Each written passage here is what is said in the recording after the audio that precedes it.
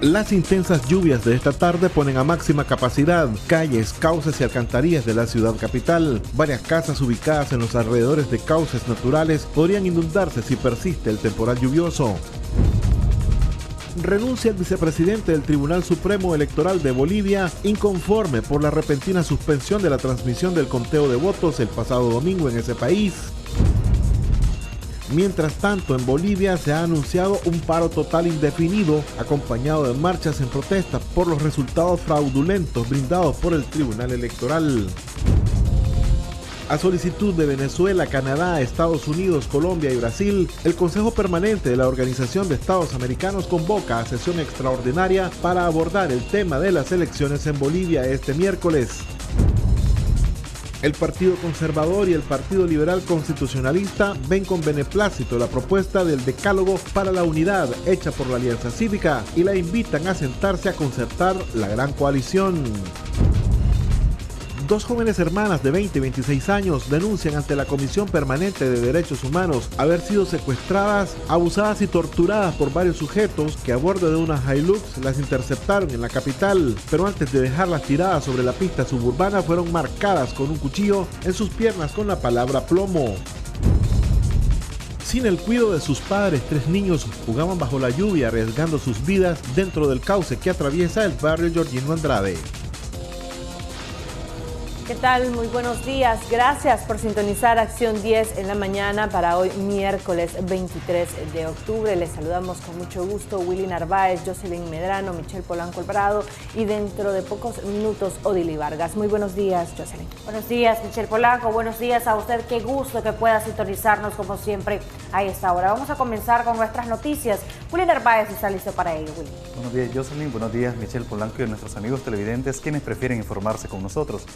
Y lo hacemos con hechos nocturnos, ya que la noche de ayer un ciudadano que viajaba en su camioneta se volcó en el sector de la Rotonda del Huehuense y resultó lesionado. Veamos el reporte que nos ha preparado Rona Rodríguez Solís.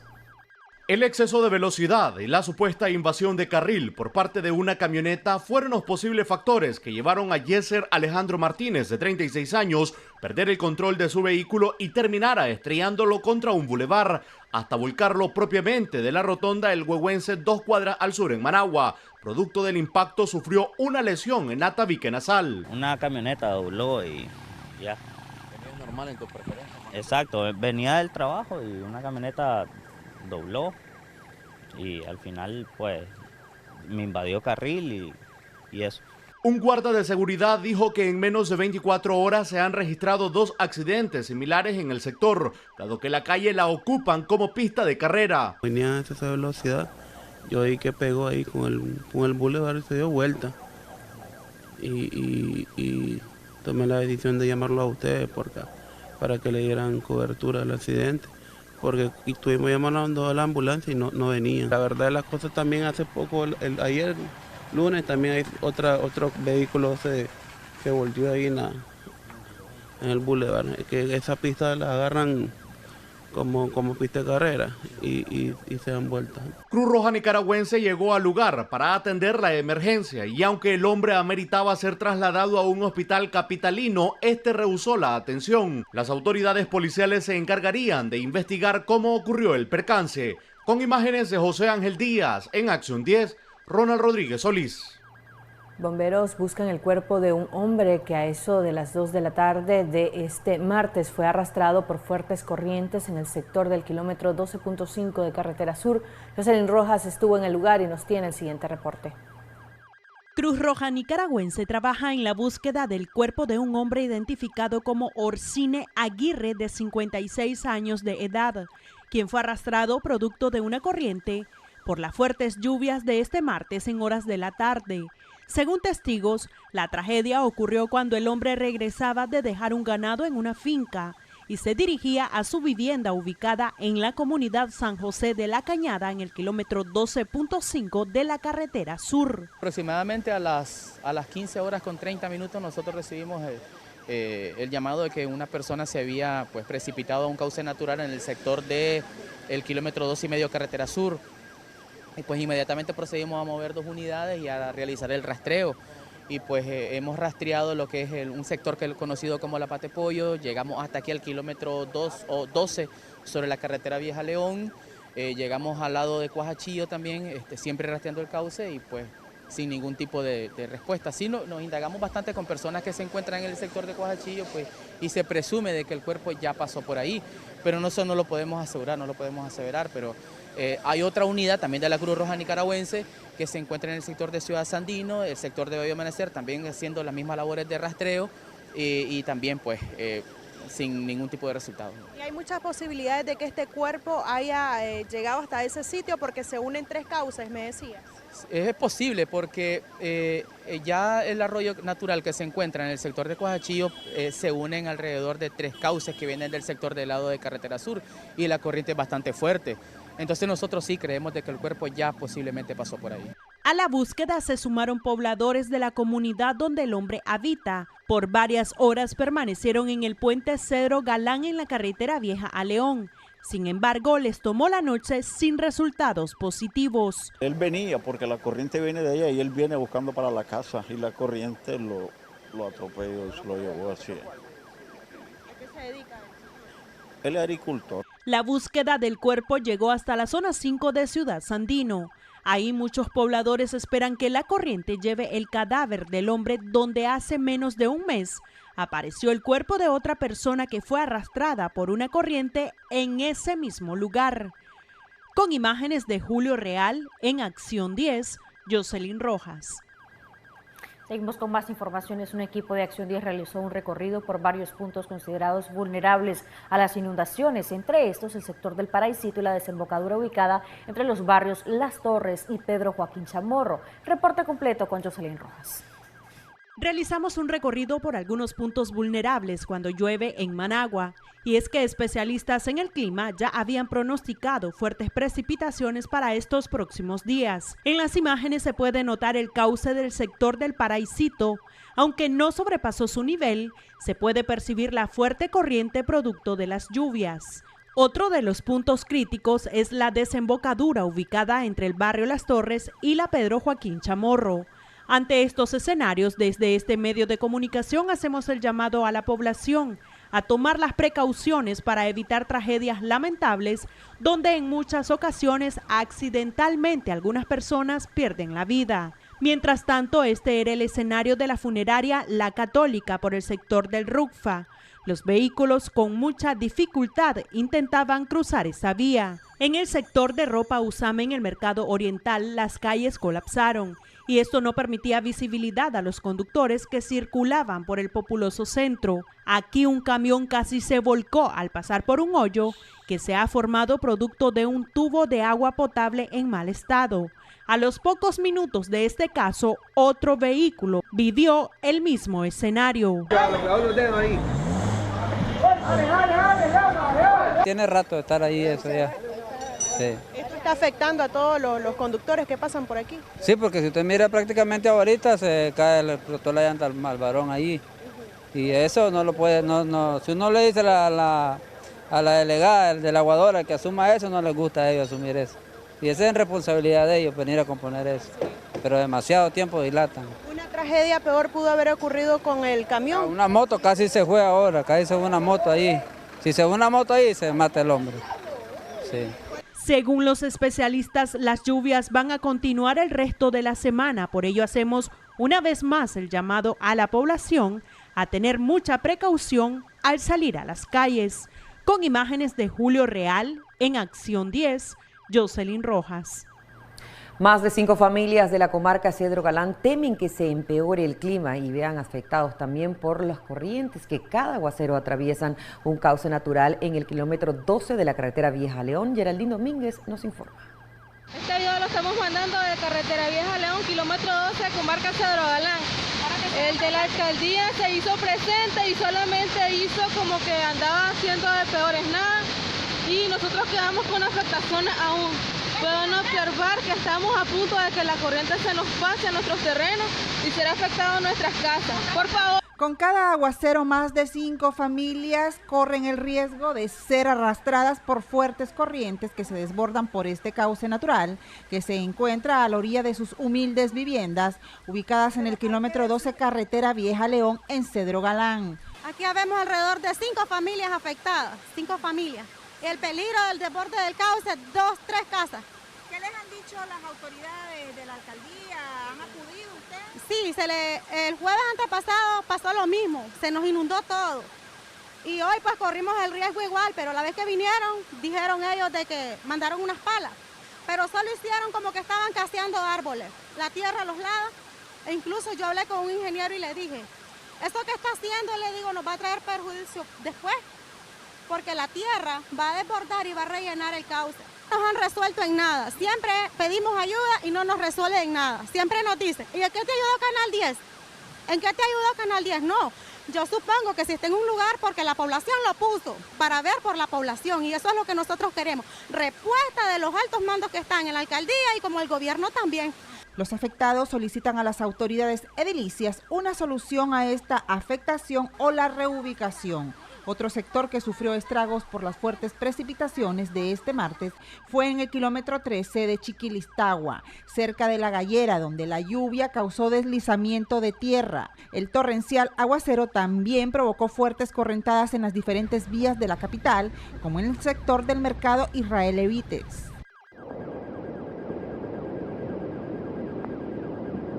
Vean la fuerza de esa corriente.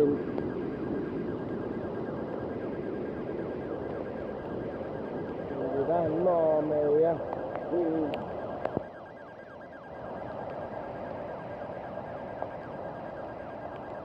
Con imágenes de Ronald Reyes en Acción 10, Geraldine Domínguez. 3 menores de edad arriesgaron su vida la tarde de ayer cuando, sin la supervisión de sus padres, jugaban con las fuertes corrientes del cauce que atraviesa el barrio Georgino Andrade. Veamos el reporte con Marjorie Jarquín. La inocencia de los niños puede poner en peligro sus vidas, y más aún por la falta de supervisión de un adulto. Mientras caía un fuerte aguacero en la capital la tarde de este martes, 3 niños jugaban en las corrientes del cauce que desemboca entre el barrio Georgino Andrade y Villa Progreso. El peligro de que en cualquier momento fueran arrastrados era inminente. El llamado a los padres de familia a tener mayor control con los niños, más en tiempos de lluvia, es mejor prevenir que lamentar. Con imágenes de Larry Orozco para Acción 10, Marjorie Jarquín. Y el llamado es a los padres de familia para que tengan un poco más de cuidado, sobre todo aquellos que viven a orillas de cauce con los menores de edad. Y a través de nuestra línea de WhatsApp nos reportan afectaciones por lluvias en algunos sectores de nuestra capital y en varios municipios del país. En imágenes nos envían el desborde del río Tamarindo en Carretera Vieja a León y el río Las Peñitas en San Benito. Xochitl Mendoza con el reporte completo. Al momento de la noticia y en el lugar de los hechos, el reportero 10. En Acción 10.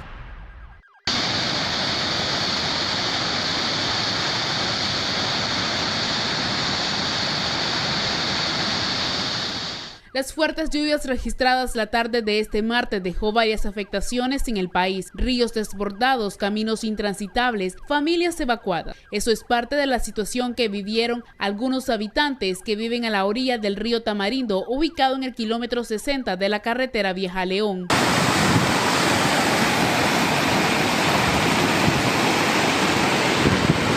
La comarca Laurel Galán inundada.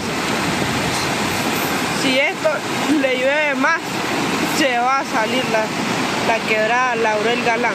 La carretera que lleva San Benito, San Francisco Libre, está inundada por el desborde del río Peñitas. Las personas que viajaban en este bus tuvieron que esperar por más de 1 hora que el nivel del agua bajara para poder cruzar y llegar a sus hogares. Más de 40 trabajadores de una finca ganadera en Santa Rita, La Paz Centro, no pueden trabajar, pues la lluvia eleva el nivel del agua, impidiéndoles transitar.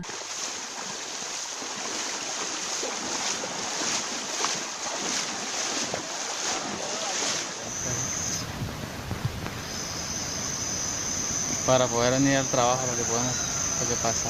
Según el reporte de las autoridades de gobierno, las afectaciones por la onda tropical número 44 son en los municipios de La Paz Centro, Matiare, Tipitapa, Managua y el departamento de Ocotal. Xochitl Mendoza, Acción 10. Activa tu WhatsApp y envía tus imágenes al número 8512-2828 y tus fotos y videos serán parte de las noticias del día en Acción 10. Y es momento de hacer una breve pausa comercial, ya volvemos. El Partido Conservador y el Partido Liberal Constitucionalista ven con beneplácito la propuesta de decálogo para la unidad hecha por la Alianza Cívica y la invitan a sentarse a concretar la gran coalición. Veamos el siguiente reporte.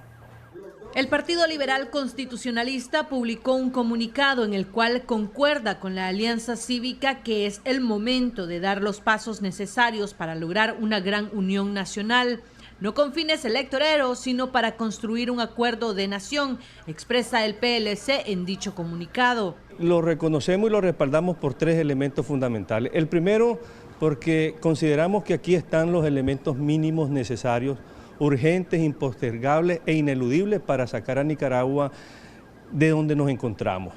Y para que Nicaragua retome la senda de la democracia y el Estado de Derecho, para que Nicaragua vuelva a ser una república. El Partido Liberal Constitucionalista además se declaró listo para participar de este esfuerzo. Otro partido de oposición que mostró su satisfacción ante el decálogo propuesto por la Alianza Cívica fue el Partido Conservador, a través de su presidente Alfredo César. También nos parece un avance importante en las discusiones para la unidad opositora el que la alianza haya públicamente admitido que es necesario juntarse con partidos políticos de oposición. Eso era necesario hacerlo, ya se hizo el día de ayer, eso es bueno. Según el diputado del PLC, Miguel Rosales, y el diputado Alfredo César, del Partido Conservador, ahora solo queda esperar que la Alianza Cívica decida formalizar la convocatoria con los diversos sectores de oposición. Ir superando poco a poco en las conversaciones. Nosotros nos gusta mucho trabajar en forma discreta, privada, lo seguimos haciendo. La semana pasada tuvimos un encuentro muy importante con uno de los sectores de la Alianza a fondo, y así hemos venido conversando. Ponerle nombre y apellido a esa invitación de quienes van a estar sentados, a quienes se les va a convocar, a quienes se les va a llamar, a quienes se les va a dar la palabra, a quienes van a llegar a oír, quienes van a llegar a escuchar. Queremos ver cuál va a ser la composición heterogénea o homogénea de esa reunión de fuerzas. La Alianza Cívica reiteró que la unidad de los diversos sectores se realizará sin exclusión alguna. Michelle Polanco Alvarado, Acción 10. 2 jóvenes hermanas de 20 y 26 años denuncian que fueron secuestradas, abusadas y torturadas por sujetos encapuchados que a bordo de una camioneta Hilux las interceptaron en un barrio de Managua. Dicen estar seguras de que se trata de una represalia por haber participado en las protestas sociales contra el gobierno. Geraldine Domínguez con los detalles. 2 muchachas de 20 y 26 años acudieron a la CPDH para denunciar haber sido secuestradas la noche de este lunes en el sector del residencial San Andrés en carretera Nueva León por 4 sujetos encapuchados a bordo de una camioneta Hilux que posteriormente las llevó a una casa con el rostro cubierto y comenzaron a ofenderlas y a manosearlas, así como a quemarlas con cigarrillos y marcar su cuerpo con la palabra plomo. Hoy fueron dejadas en la carretera suburbana. El día de ayer, pues, eso de las 7 de la noche, 7:30, que íbamos a comprar, en una de las cuadras, pues, nos interceptaron, oímos un frenazo de una camioneta, amarraron solo en ropa interior y de ahí comenzaron con lo que fueron golpes, a insultarnos, a decirnos vulgaridades, a tocarnos. Me amarraron con bridas y también me dieron una patada en lo que era esta parte de entre la pierna y la cadera, y luego procedieron a marcarme, no sé con qué fue, si fue algo filoso o con la palabra plomo. Aquí pueden ver las marcas de brida. Una brida delgada, ahí están las señas. Víctima de golpiza, a mí me quemaron con cigarrillos, se burlaban de nosotros, nos acusaban de traidores, de golpistas y de terroristas por haber participado en las marchas que anteriormente mi hermana ha descrito. Fue una noche de terror. El padre de las jovencitas les acompañó a la entidad de derechos humanos con el fin de solicitar apoyo, donde brindarán el respectivo seguimiento. En esta oficina hemos podido observar una cantidad de casos similares, pues es increíble cómo la mente malvada de personas puede cometer o infringir semejante aberración en unas jovencitas. Ustedes pudieron escuchar al inicio de su relato y hablan de tocamientos, eso en términos penales estamos hablando de abuso sexual. Reiteramos y concluimos pues afirmando que estaremos acompañando a estas víctimas y no nos cansaremos de hacer el llamado de la reflexión a las autoridades, pues no se pueden seguir sucediendo, no pueden seguir haciendo cosas tan terribles como esta. Lógicamente esto trae consecuencias negativas para familias, para una familia como esta. Estamos hablando que están tratando de sembrar el terror en los ciudadanos solo por el delito de pensar diferente. Hasta el momento desconocen quiénes son los autores de este abuso, que será reportado ante los organismos de derechos humanos internacionales. En Acción 10, Geraldine Domínguez. Bomberos de León sofocan conato de incendio en el bar Noa Noa, que también sufrió daños en el incendio que el domingo pasado consumió 4 bares y 2 viviendas ubicados en la conocida zona rosa de esa ciudad. Tania López nos informa. Producto del siniestro que se dio el fin de semana en la zona rosa de León, que arrasó con 4 negocios y 2 viviendas, hoy martes se originó un conato en el bar Noa Noa, amenazando con propagarse en las casas y bares aledaños. A raíz del siniestro, ¿verdad?, que sucedió el día domingo, entonces han quedado lo que corresponden a brasas todavía encendidas. Recordemos que son paredes de adobe y por dentro llevan madera, entonces todavía nos llamó la población a eso de 1 hora donde estaba saliendo humo en la zona del Noa Noa. Igual contactamos aquí en la zona de 23 Bar y de igual manera también hay humo todavía en las cumbreras principales. Pobladores consideran la tragedia del fin de semana y este conato como una maldición o una gran pérdida para los leoneses. Ayer yo pasé por aquí, allá está el muchacho, mire, Limber Mairena se llama, y me dijo de que le viniera a ver el sistema eléctrico. Pero ayer que yo entré ahí no miré nada encendido. Pero cuando fueron las 10:30, porque él me dice a las 10 espérame, miró que sale humo ahí, le dije a la doctora, una señora que vive ahí, nomasito, que por favor le hablara al cuerpo bombero, y la señora se fue corriendo y le fue a hablar a los bomberos. Ni con la ayuda de la lluvia se ha podido controlar el 100% del incendio que se originó el fin de semana, ya que quedan algunos remanentes de maderas quemadas humeando, las cuales quedan ocultas dentro de las paredes de adobe. Para Acción 10, Tania López. Momento de hacer una breve pausa comercial, ya regresamos con más de Acción 10 en la mañana. Ya regresamos con Acción 10 en la mañana.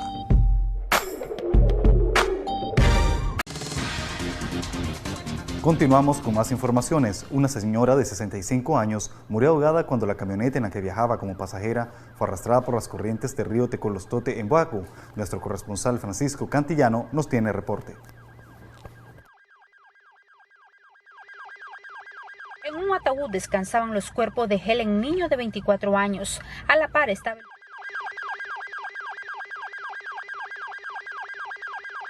García. Por decisión de sus familiares lo trasladaron a Chinandega. Eran las 4 de la madrugada de este martes cuando recibieron los cadáveres en el barrio 25 de julio de la ciudad de Jinotepe. Poco a poco iban llegando las personas que asisten a la iglesia Pentecostal Unida Hispana. Por la tarde se va a realizar la vela en la funeraria heráldica, de ahí saldrá con destino al cementerio municipal. Este miércoles, las 3 personas fallecieron en el trágico accidente ocurrido este lunes en el sector de Las Calabazas en Matagalpa y resultaron 12 personas heridas. Su testimonio es igual a los demás presos políticos, amenazas antes de salir de las celdas. Luego persiste el asedio. La mañana de este martes fue liberado el ingeniero Francisco Javier Hernández Velázquez. Lo llevaron hasta la puerta de su casa, tal como que no había ocurrido nada. Después de su secuestro el 16 de octubre, su familia no sabía nada de su paradero. Lo cierto es que 2 hombres civiles querían convencerlo, llevárselo para que realizara un trabajo para medir terreno, pero no accedió. Él cuenta que su historia sería otra, quizás estuviera desaparecido de por vida. Si yo les hubiera dicho que sí, pues ahí se iba a dar, porque mi familia no se hubiera dado cuenta. Y cuando a mí me llevan para allá, Cuando yo iba en la camioneta, ahí salió una llamada del policía que me vino a traer y dijo, decirle a inteligencia que se venga, parece que estaban regados por todos lados. Decirle a inteligencia que se venga. Dice.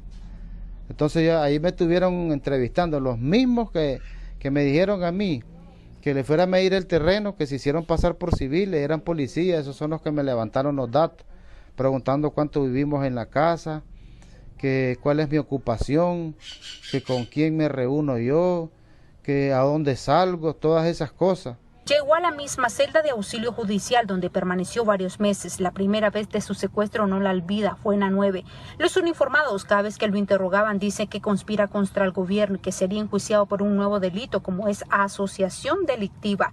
Permaneció 7 días detenidos ilegalmente. Ante la falta de empleo, el exreo político se dedica como ayudante de albañilería, situación que ha dejado la crisis, donde es muy difícil hasta ejercer su profesión por ser señalado por el gobierno como terroristas. En el departamento de Carazo, Elba Iliana Molina, Acción 10.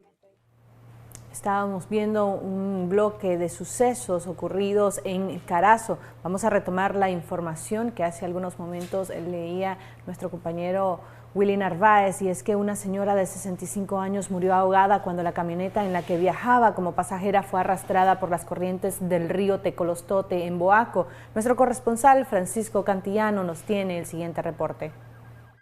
Este pasado lunes, a eso de las 9 de la noche, fue arrastrada una camioneta con 5 ocupantes por el río Tecolostote, exactamente en el cruce Espíritu Santo, en el municipio de San Lorenzo, departamento de Boaco. Al momento del hecho fue dada por desaparecida la señora Lilian Macís Zamora, de 65 años de edad, siendo encontrado el cuerpo sin vida la mañana de este martes a 1 kilómetro del lugar del hecho. La víctima y demás ocupantes del vehículo son originarios de la Cruz de Río Grande. La búsqueda y rescate fue realizada por el Comuprec y la Dirección General de Bomberos de Boaco. En esta temporada de lluvias se debe de tener precaución al cruzar algún río para evitar hechos lamentables. En el departamento de Boaco, Francisco Cantillano, Acción 10. Aún espera aprobación de su vida el papá del adolescente que falleció ahogado en Estados Unidos tras salvar a una mujer y a su hijo, y aunque no pudo asistir al sepelio, espera poder un día visitar su tumba. Willy Narváez nos informa. Son los gritos desgarradores de la nicaragüense Carmen Avendaño la mañana de lunes, al momento que sepultaba a su hijo Cristian Burgos Avendaño, nacido en Estados Unidos.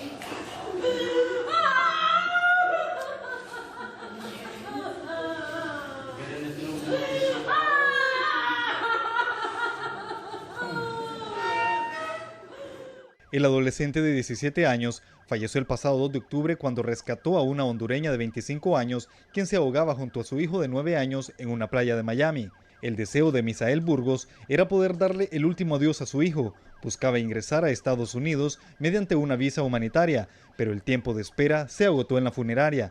Ya iba sobre por 17 días el niño ahí esperando que me dieran la visa y parece que no se pudo hacer nada, no pudimos resolver, hicimos todo lo posible. También nos mandaron a decir que me la negaron, nada, yo solo los que me estaban ayudando y todo, no, dice que estamos esperando respuesta de migración, estamos esperando respuesta que los manden, ya mandamos el formulario, mandamos todo el papeleo, pero migración nunca mandó a decir si sí o no. Fue a través de su celular que pudo ver detalle a detalle cómo ocurrió el funeral.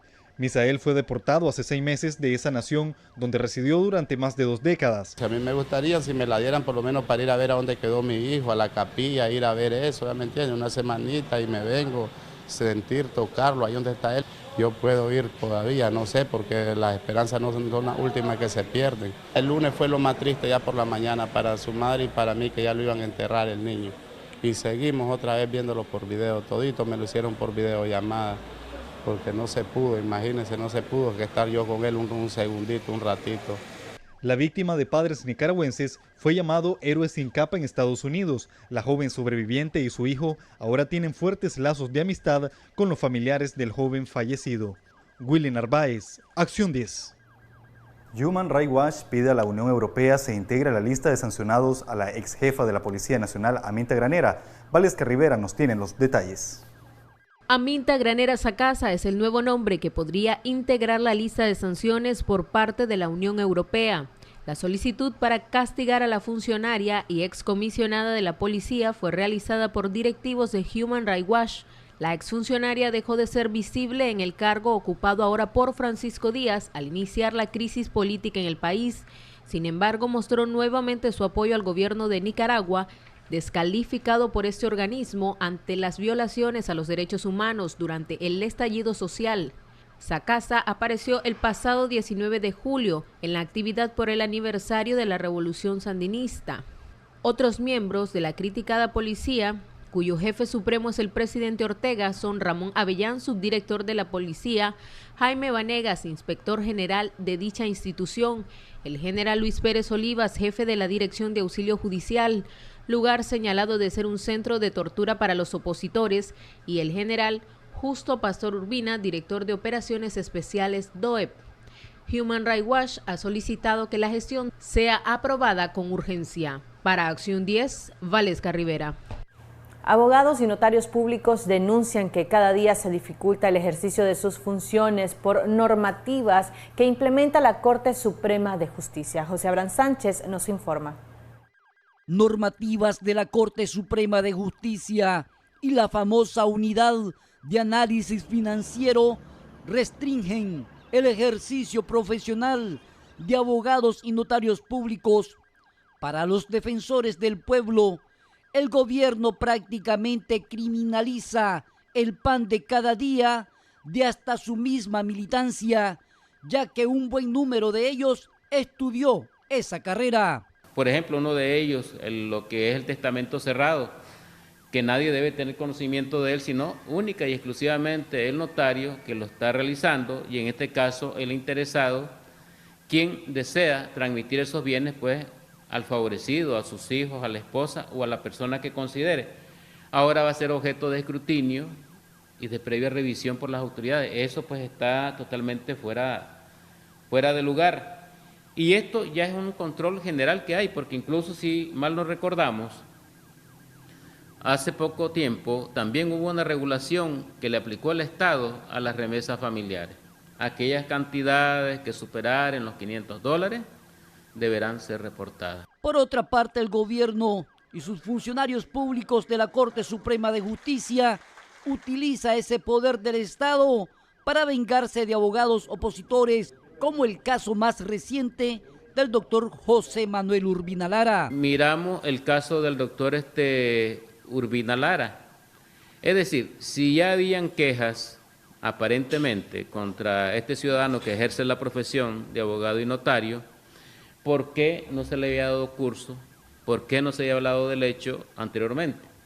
Y es hasta este momento, después de algunos comentarios y algunas críticas, algunos cuestionamientos, que a él se le aplica la sanción, aparentemente, ¿verdad? Eso tengo entendido que aún no ha sido notificado, pero ya circula un documento en las redes, a 5 años. Es decir, eso prácticamente pues es negarle el derecho al trabajo, en caso de que así sea, a este profesional del derecho. Y considero que en todo caso, si hay algo que cuestionar a algún profesional del derecho, tiene que hacerse por los mecanismos y por los canales que ya están establecidos y sin aplicar pues de manera arbitraria lo que es la normativa. Y nosotros consideramos que está siendo aplicada de manera arbitraria. La suspensión por 5 años del abogado Urbina Lara fue en base a denuncias que datan del año 2013. Según Lara, esto demuestra la amnesia etílica de quien ordenó que lo sancionaran. Con cámara de Erasmo Hernández, José Abraham Sánchez, Acción 10. Juan Carlos López, de Defensoría del Consumidor, explica que la reforma a la Ley de Estabilidad Energética por ahora no contempla ni el embargo por mora y tampoco cárcel. Vamos a ver a continuación los detalles con Willy Narváez.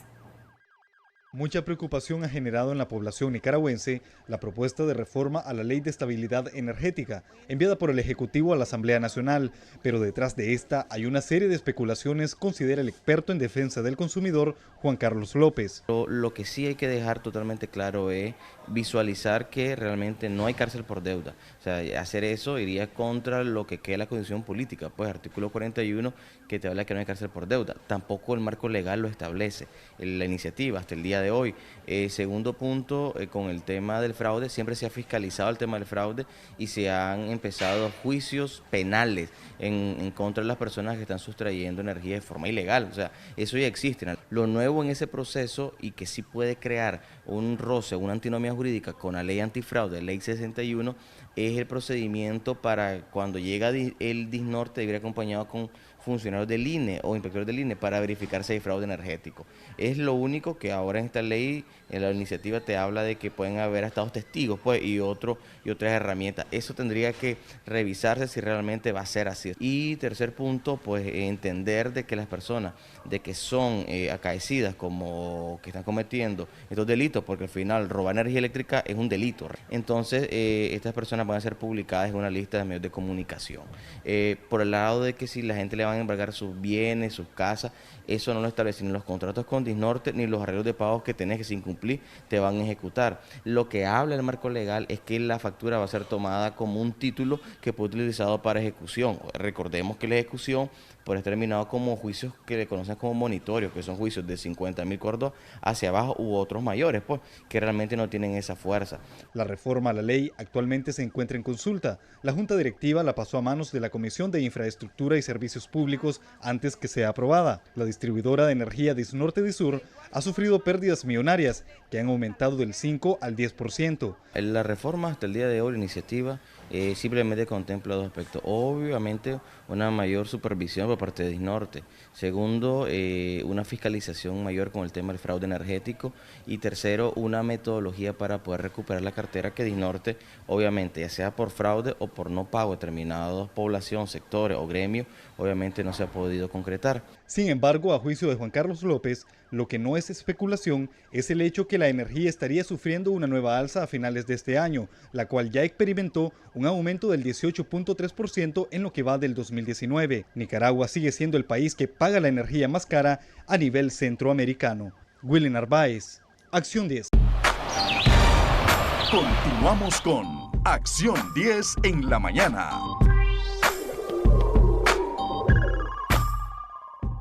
Participa con tus preguntas en nuestro segmento Debates y Soluciones de Acción 10 en la mañana, enviando tu audio al número en WhatsApp 8512-2828 y nuestros invitados en estudio responderán tus inquietudes. Gracias por continuar con nosotros. Damos inicio a nuestro segmento Debates y Soluciones, hablando acerca de la pluralidad de los criterios en la oposición y si estos pueden ser debilidades o fortalezas al momento de crear una gran coalición. Recientemente la Alianza Cívica ha dado a conocer un decálogo sobre los cuales ha propuesto se unifiquen todas las fuerzas opositoras. También en semanas atrás lo habría hecho la Unidad Nacional Azul y Blanco y también la cúpula empresarial dirigido por el COSEP para abordar sobre estos temas y también para analizar un poco el discurso brindado por el analista político Arturo Cruz. Se encuentra ya con nosotros nuestros invitados, Willy. Así es, Michelle, y damos la bienvenida al politólogo José Antonio Peraza y a Suyen Barahona, quien es presidenta del partido MRS. Bienvenidos a ambos. Gracias por estar aquí. Gracias a ustedes. Hablemos un poco acerca de esta propuesta de decálogo que ha presentado la Alianza Cívica, que coincide con algunos puntos también presentados por la Unidad Nacional Azul y Blanco y por el COSEP. La pregunta es si estos puntos no vienen a ser presentados de manera tardía para una unidad. ¿Por qué se está avanzando tan lentamente cuando es una petición de la inmensa mayoría, me atrevo a decir, de los nicaragüenses?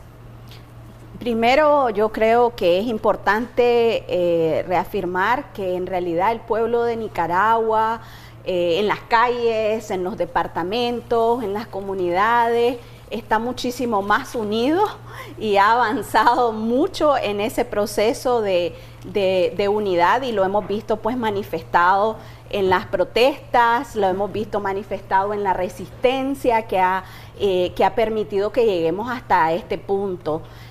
Ciertamente falta todavía, ¿verdad?, el lograr el lograr como que concretar ciertos pasos importantes para esa gran coalición, pero en realidad hay muchos avances y es muy importante y oportuno el comunicado y la presentación que hizo la Alianza Cívica, y es parte de un esfuerzo que ya lleva un tiempo entre la Unidad Azul y Blanco y la Alianza Cívica también, de presentar también a la nación los puntos esenciales de lo que queremos lograr una vez salga Ortega del poder, que es además una realidad que va a ocurrir, que el pueblo de Nicaragua vamos a lograr salir de Daniel Ortega, y es importante el poder concertar entre todos, el poder acordar entre todos la Nicaragua que queremos post Ortega. Entonces uno de esos pasos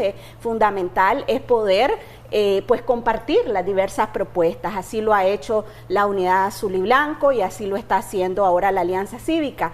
Y lo alegre de todo esto es que en realidad hay unas tremendas coincidencias, hay unas coincidencias casi prácticamente iguales, son las propuestas, algunas tienen 20, algunas tienen 10, pero los puntos torales son muy similares. Yo creo que es muy importante que en esta concepción de coalición, de unidad, hay una claridad que Nicaragua es diversa, que Nicaragua es una gran diversidad, que el movimiento azul y blanco, que ha sido parte de esta insurrección cívica, es también diverso, que hay gente que nunca ha pertenecido a ningún partido, que son autoconvocados, hay jóvenes, hay mayores que vienen, algunos también de las bases de partidos políticos, de todas las ideologías.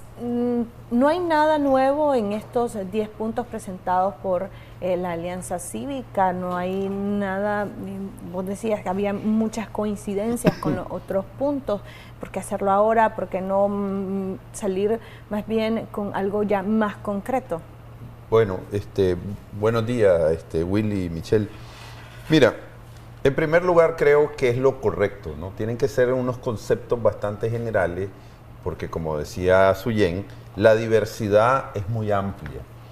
Yo creo que los temas ya más puntuales los tendremos que discutir en democracia. Hay un tema muy importante que planteó la Unidad Nacional Azul y Blanco, y era democracia y desmontaje de la dictadura, donde ellos desarrollan, quiero decirte, 8 puntos muy importantes sobre ese tema. Eso no quiere decir que la Alianza Cívica no lo tenga. Por ejemplo, hagamos una revisión. Ponen como primero la democracia, no reelección. Casi la circunscriben al tema, digamos, de que el país tiene que hacer un cambio político de esa tendencia que hemos tenido durante los últimos 200 años, que las personas que llegan a los puestos de poder no quieren desalojar. Después dice Estado de Derecho. Bueno, eso ya más o menos lo entendemos, ¿verdad? Independencia de poderes, etcétera. Sistema electoral confiable, con observación. Justicia, ¿verdad? Que creo que todos los piden. Autoridades nacionales, hay que hacer una reforma a la policía, ver el papel del ejército. Ciudadanía, pues la participación es importante y se habla, ¿verdad?, de la ley de participación ciudadana que tenemos, pero que prácticamente ha sido liquidada. El tema de la corrupción, que creo que está presente casi en todas las propuestas. Una política social, yo creo que ahí es donde más se parece de alguna manera la Alianza Cívica y la Unidad. La Unidad tiene un espacio muy importante sobre esa economía que vele por los más desposeídos. Lo mismo, una economía moderna y responsable que tiene que estar basada, digamos, en el emprendimiento, en las exportaciones, etcétera, etcétera, y un consenso nacional para establecer la paz y la justicia que sea duradera. Nicaragua no puede seguir en episodios de estallidos sociales cada cantidad de años como hemos vivido. Si nosotros lo vemos así en general, que podríamos ver las otras propuestas, definitivamente hay muchísimo consenso. Tal vez con los empresarios, con las 15 propuestas del COSET, hay un poco de diferencia porque ellos plantean un Estado facilitador, y yo me atrevería a decir que tanto la Alianza Cívica como el programa mínimo de la UNAP perfilan no un Estado diferente al Estado, digamos, democrático, capitalista, pero sí plantean un Estado que tenga mayor responsabilidad de participación, digamos, en atender los graves bolsones de pobreza que tenemos. Que cómo se va a hacer eso, cuál va a ser la política social que se va a desarrollar. Yo creo que eso ya lo tendremos que discutir en democracia y que las diferentes opciones políticas van a tener propuestas diferentes, ¿verdad? Unas posiblemente más a la izquierda y otras posiblemente más a la derecha. Pero de manera general, yo creo que la mayoría de la gente azul y blanco, para usar un calificativo, yo creo que la mayoría no rechazaríamos prácticamente absolutamente nada de estas propuestas.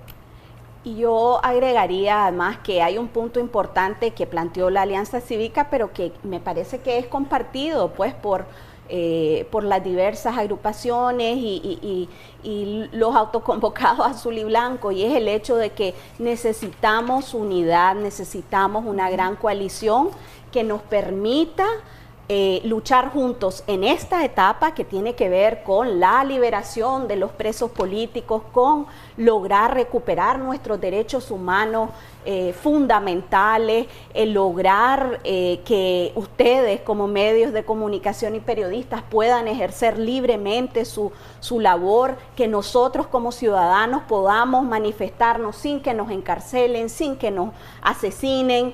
El planteamiento de luchar, de la unidad para luchar juntos, para que también se den las condiciones para el retorno de los más de 70.000 hasta 80.000 hermanos y hermanas exiliados. Entonces, importante, unidad para esta etapa, para enfrentar la embestida represiva del régimen de Daniel Ortega, para cambiar la correlación de fuerzas, para organizarnos también de cara a lograr reformas profundas del sistema electoral y que también nos permita una salida pacífica por vía de elecciones libres y transparentes, y que además sea una unidad y una gran coalición que logre perdurar más allá de un proceso electoral, que nos permita reconstruir Nicaragua, que nos permita democratizar Nicaragua, que nos permita lograr justicia, paz y progreso para todos, sin exclusiones. Y yo creo que hay tremendas coincidencias sobre eso, que no podemos repetir la historia de impunidad,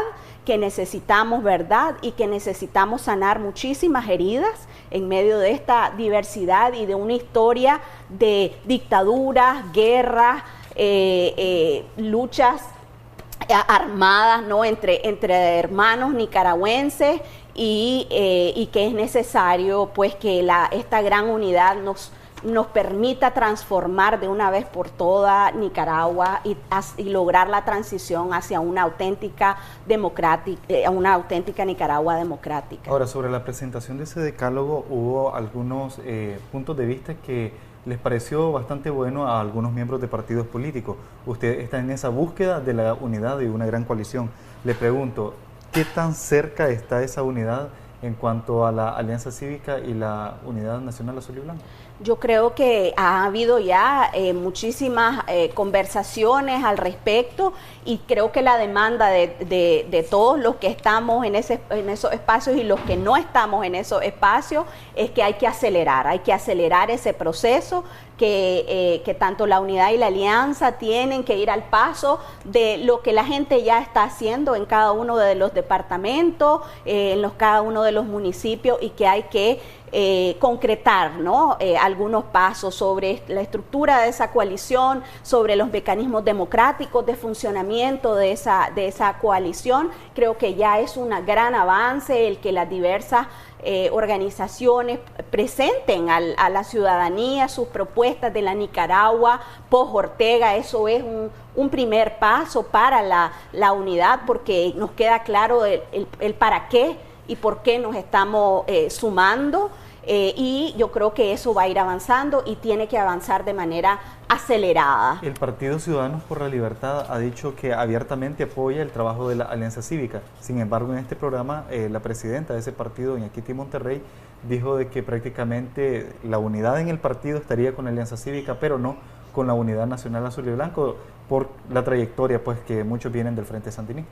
Sí, creo que pues que la demanda de la ciudadanía es unidad, sin exclusiones, sin sectarismo, así se ha experimentado esta insurrección cívica y creo que ha quedado bien claro con el posicionamiento de la Alianza Cívica de aclarar que esta es una lucha entre realmente democracia, los que queremos, los que luchamos, venimos luchando desde hace años por lograr una Nicaragua democrática y también en contra de un régimen dictatorial que ha cometido crímenes de lesa humanidad. Entonces creo que la gran mayoría de la población nicaragüense, la gran mayoría de los azul y blancos lo que demanda es que haya unidad, sin exclusiones, sin sectarismo.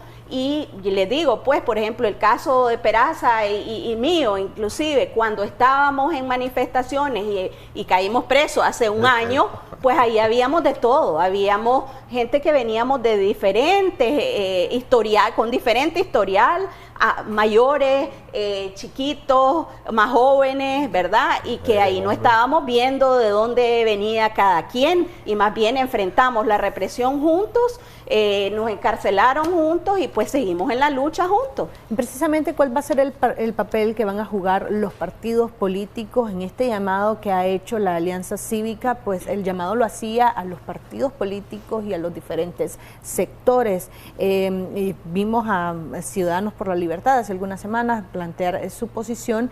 Sin embargo, ayer se le consultaba a los otros partidos políticos, al PLC, al Partido Conservador, y están anuentes a unirse junto a la Alianza Cívica y demás sectores. Sin embargo, no toda la población está viendo la unificación de estos otros partidos a estos otros movimientos.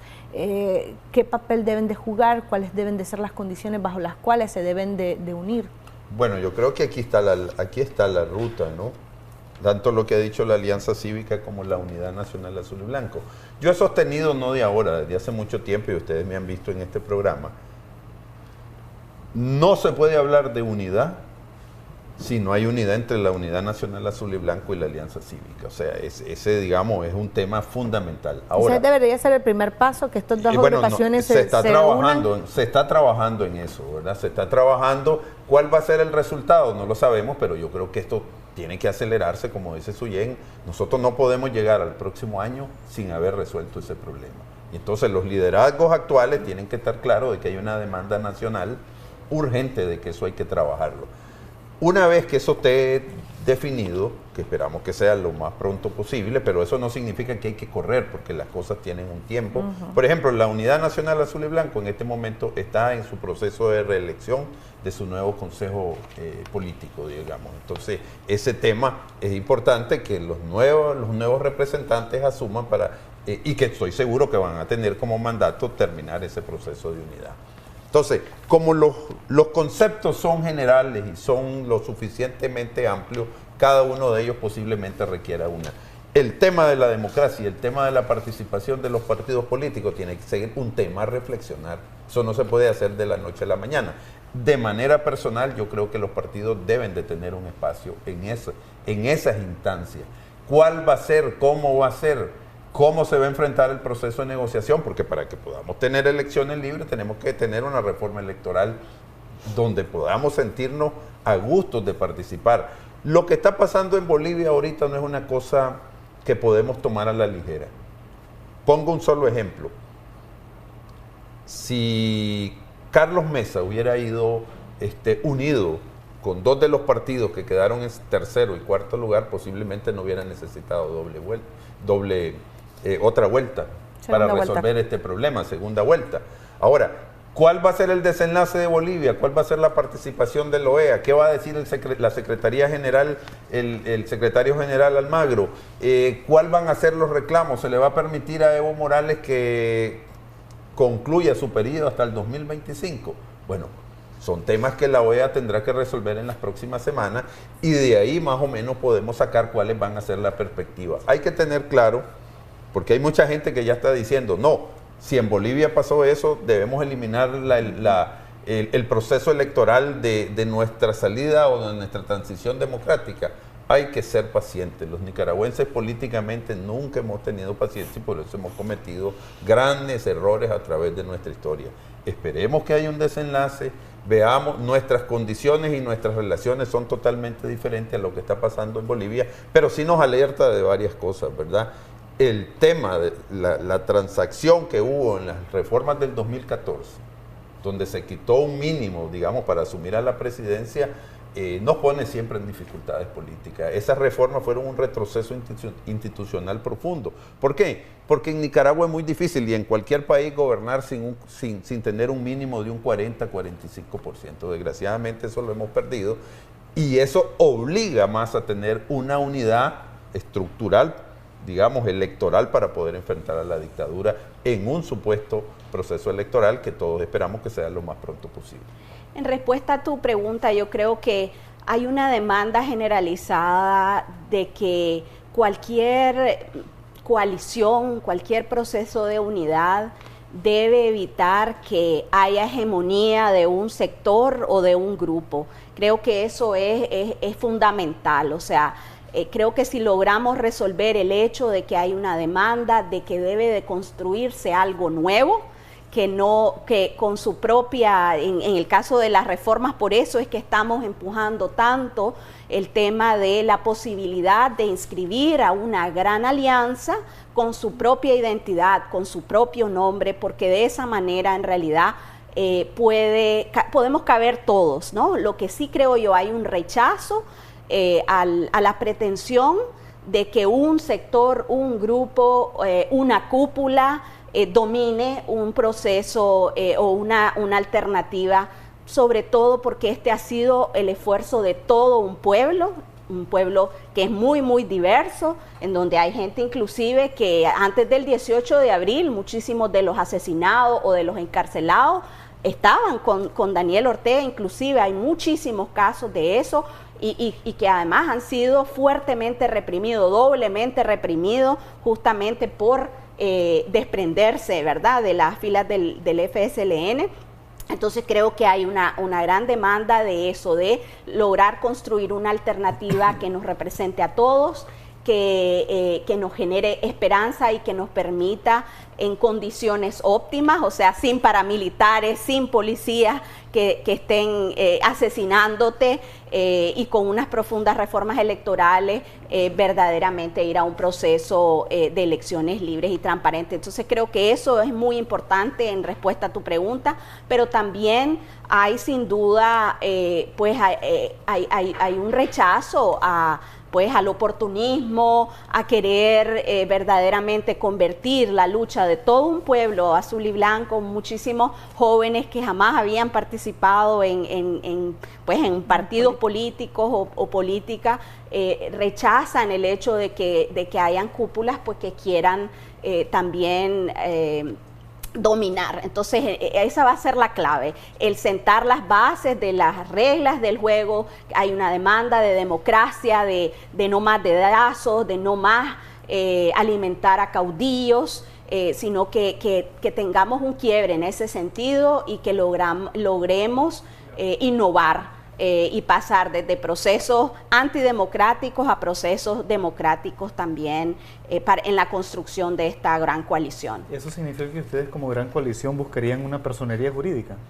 Bueno, yo creo que ahorita lo importante es abrir el espectro de lograr esas reformas profundas al sistema electoral, y ahí hay múltiples posibilidades, pues entonces eso está todavía como por verse, pero lo importante es lograr la desorteguización del sistema electoral, el abrir las posibilidades para recuperar personalidades jurídicas confiscadas, en nuestro caso el MRS ha abogado por el tema de la suscripción popular, las propuestas también de la unidad hablan sobre la posibilidad de inscripción de una alianza con su propia identidad y con su propio nombre, o sea que hay que abrir las posibilidades de participación y acabar con el bipartidismo, pues, y el cierre de los espacios para poder participar en un proceso electoral. Ahora, sabemos que en una reforma electoral no todo lo que se plantea en las reformas electorales o en las propuestas hechas se va a lograr. Por ejemplo, la suscripción popular quizá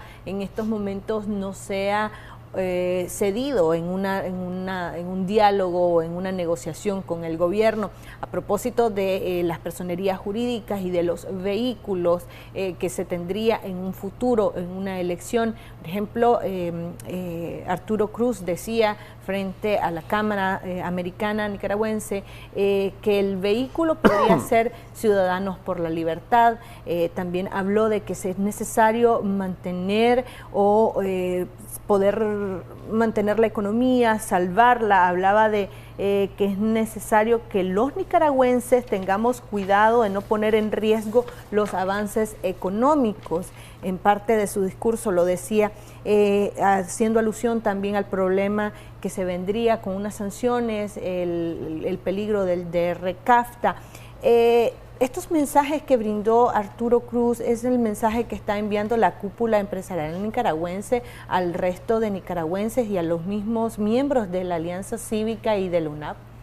Bueno, yo creo que yo analicé en profundidad, digamos, el discurso de Arturo. Hay elementos muy positivos, digamos, para trabajar. Algunos los tengo ahí, los podemos citar, pero también tengo algunas observaciones, por ejemplo. Voy a citar algunas, ¿verdad? Que en las que dice que Arturo dice, por ejemplo, que no hay que buscar la ley perfecta, digamos, y en eso estoy totalmente de acuerdo, ¿verdad? Centrarse en buscar en el derecho comparado cuál es la cosa más exótica, más perfecta, yo creo que sería un gran error, porque estamos en un proceso de transición democrática, y en un proceso de transición democrática normalmente los procesos son complejos y se debe utilizar lo que se puede utilizar. Eso no quiere decir que tengas que bajar tus expectativas, pero sí definitivamente son procesos duros. Él habla mucho de los hombres de acción, de la política efectiva que siempre ha existido en Nicaragua, del poco pensamiento político. Yo creo que en eso todos estamos de acuerdo, de que hemos cometido gravísimos errores a través de nuestra historia, precisamente porque no hay pensadores políticos de profundidad que orienten el país y siempre se va por la ligereza y siempre se utiliza esa muletilla de que hay que, como es urgente la cosa, hay que hacer cualquier cosa para salir del tema. Y eso nos lleva, digamos, a uno de esos planteamientos más controvertidos. El tema de cómo construir la unidad para salir de la dictadura. Él hace tres afirmaciones, digamos, que son tal vez no cuestionables, pero que sí creo que requieren más meditación. Por ejemplo, dice, hay que usar a Ciudadanos por la Libertad como el vehículo, hay que concordar, dicen, el vehículo. Yo creo más bien que es lo contrario, lo que hay que concordar es definir esa gran unidad o esa gran coalición o alianza, como la queramos decir, para después llegar a determinar cuál va a ser el vehículo que vamos a utilizar. No puede ser el vehículo el catalizador de la unidad, todo lo contrario, el catalizador de la unidad es que todos estemos convencidos que tenemos una comunidad de valores y de perspectiva, cómo tenemos que salir de la dictadura, porque después se va a tener que gobernar y eso va a ser difícil, si no nos va a pasar lo que pasó de alguna manera con la UNO, que después de concluido el proceso, digamos, de derrotar a Ortega en el 90, vino inmediatamente el descalabro. Entonces, un elemento que está vinculado profundamente a eso es el cambio del artículo número 80 de la ley electoral, que en este momento lo único que pide es que sea un partido el que encabece la alianza y utilice su bandera, su lema y su propuesta. Eso yo creo que debe variarse y ahí es donde viene el proceso de negociación. Hay muchas cosas que se pueden ceder en una negociación, pero yo creo que ese tema de cambiar la ley electoral para que es una cosa que ya existía en 1990 para que podamos tener ese proceso de construir esa gran coalición. Si vamos a una negociación con el interés de no luchar por este tema, es una negociación que de alguna manera a mí me da la sensación de que no está buscando construir esa gran unidad. Normalmente los partidos políticos, y tal vez con esto voy dando paso a Suyén para discutir otros temas, lo que han dicho es súmense. Y yo creo que el gran movimiento azul y blanco, como decía Suyén, es totalmente diverso, no va a aceptar esa propuesta. Y yo, con todo el respeto, le digo a la mayoría o a todos los partidos políticos, si los partidos políticos hubieran encabezado el 18 de abril, yo tendría sentido todo eso, pero no fueron los partidos políticos los que encabezaron el 18 de abril. Y no lo encabezaron porque precisamente hay un rechazo importante de la población sobre su estilo y forma de hacer política antes del 18 de abril, y yo diría en algunos casos desde los años 80. Ninguno de los partidos, no vamos a ponerle nombre, ninguno de los partidos, ¿verdad? Tenía una propuesta que fuera atrayente de lo que hemos vivido desde el 18 de abril. Por lo tanto, yo creo que sería cercenar las ambiciones, digamos, de libertad, de transformación, de cambio político, que la gente pide a gritos para lo que nos queda del siglo, que es bastante. Porque Nicaragua necesita un cambio político. Los partidos políticos que han estado en la palestra política de Nicaragua en los últimos 20 años son rechazados por la población. Por lo tanto, yo ahí difiero de Arturo Cruz en el sentido de que la gente está demandando. ¿A quiénes ve la gente como transformadores? Puede ser que yo esté sesgado, pero creo que las encuestas lo demuestran. Nuevos movimientos como la Unidad Nacional Azul y Blanco y como la Alianza Cívica, que si son perfectos, de que se han logrado cautivar a toda la gente, bueno, esos son temas que se definirán en el futuro, pero definitivamente que los partidos tienen, digamos, un rechazo importante.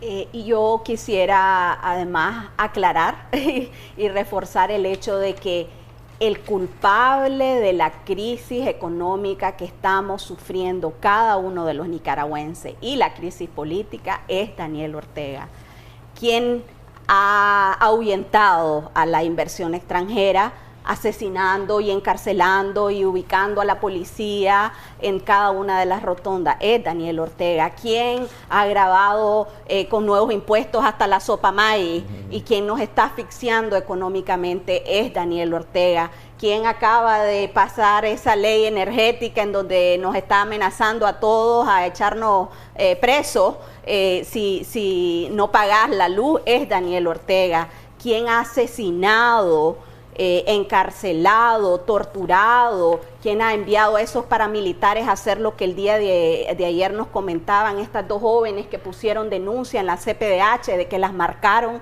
y abusaron con la palabra plomo.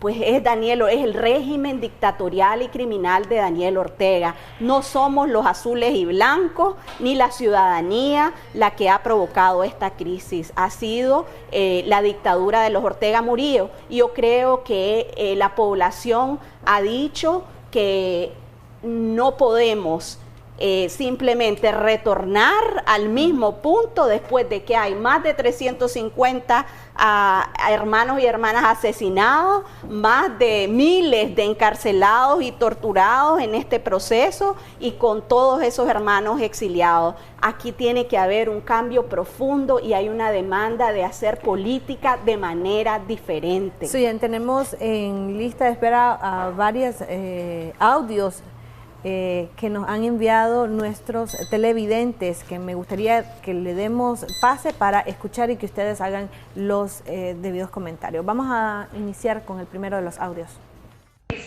Una pregunta, ¿y esta alianza ya tienen en su propuesta al presidente y a la vicepresidente que quieren para Nicaragua también? Ok, vamos a escuchar el siguiente de los audios. Buenos días. Quería dar mi punto de vista, como lo ve la mayoría del pueblo, de que la Alianza Cívica se ha mantenido parcializada hacia el partido C por L y siempre viven descalificando al PLC, al Partido Conservador. Ese señor que tienen ahí de invitado también ha sido uno de los que siempre ha descalificado al PLC. Entonces quería saber si realmente va a haber unidad o van a seguir con esas diferencias que siempre han tenido, pues. Vamos a escuchar el siguiente de los audios. Buenos días todos los televidentes de Canal 10 y a los señores panelistas. Una pregunta, ¿por qué no siguen marchando y marchando? Es lo único que le duele a Daniel. No le duelen ni tanto ni las sanciones, como le duele tanto ver a la gente marchar. Que busca marchar, llamen a marchar. Un verdadero opositor llamaría a marchar. Bueno. Ok, muchísimas gracias. Vamos a escuchar el siguiente de los audios. Buenos días, los panelistas. Quisiera hacer una pregunta a Peraza. ¿Usted cree que con tantas cosas que está haciendo el de la Alianza Cívica, usted cree que el gobierno va a dejar el gobierno? Usted se está viendo que no quieren nada. Y ellos se aprovechan cuando dicen que la única solución es el diálogo.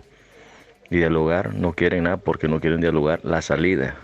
Porque no hemos entendido esa frase que ellos utilizan. Tanta politiquería tiene hundido más al país. Y lo que está pasando en Bolivia es una imagen de lo que viene a Nicaragua.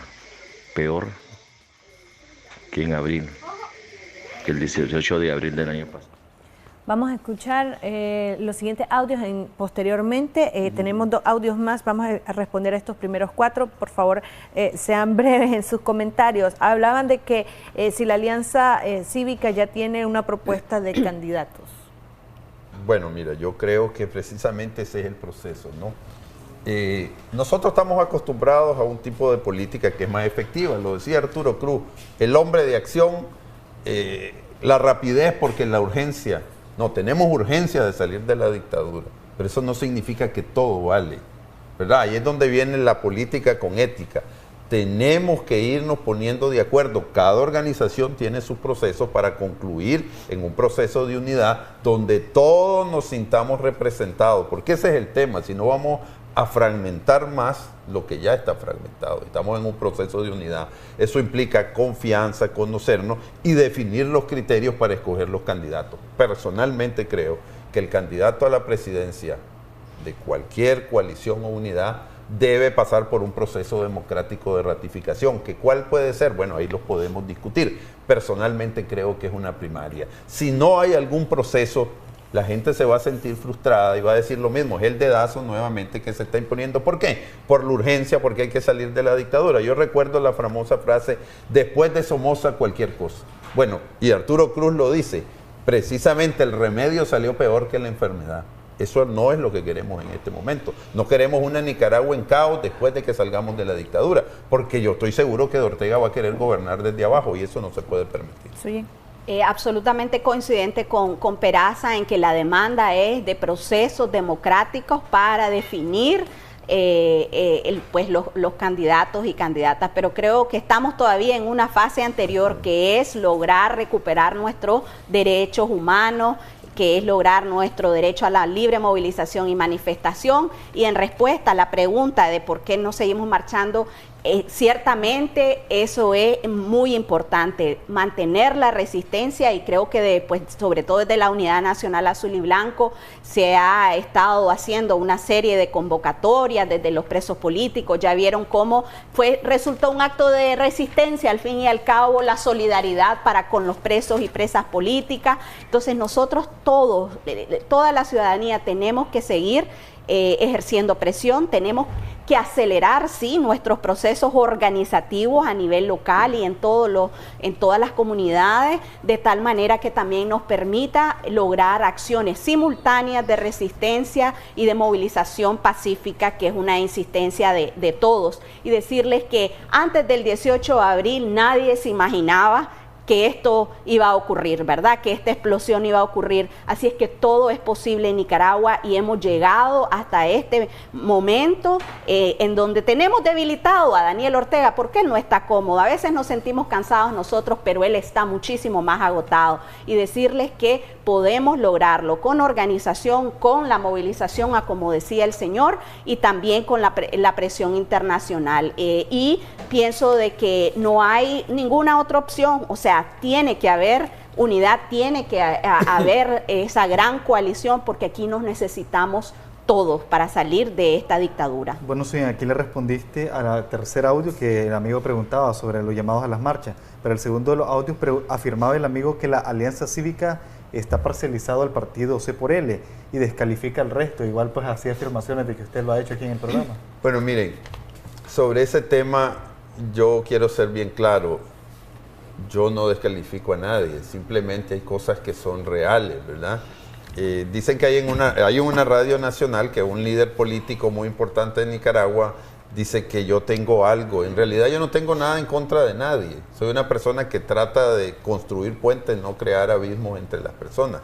Pero definitivamente hay realidades que no se pueden negar. Por ejemplo, hablando siempre de las propuestas, se debe construir una coalición en diversidad de pensamiento y sin exclusiones, ¿verdad?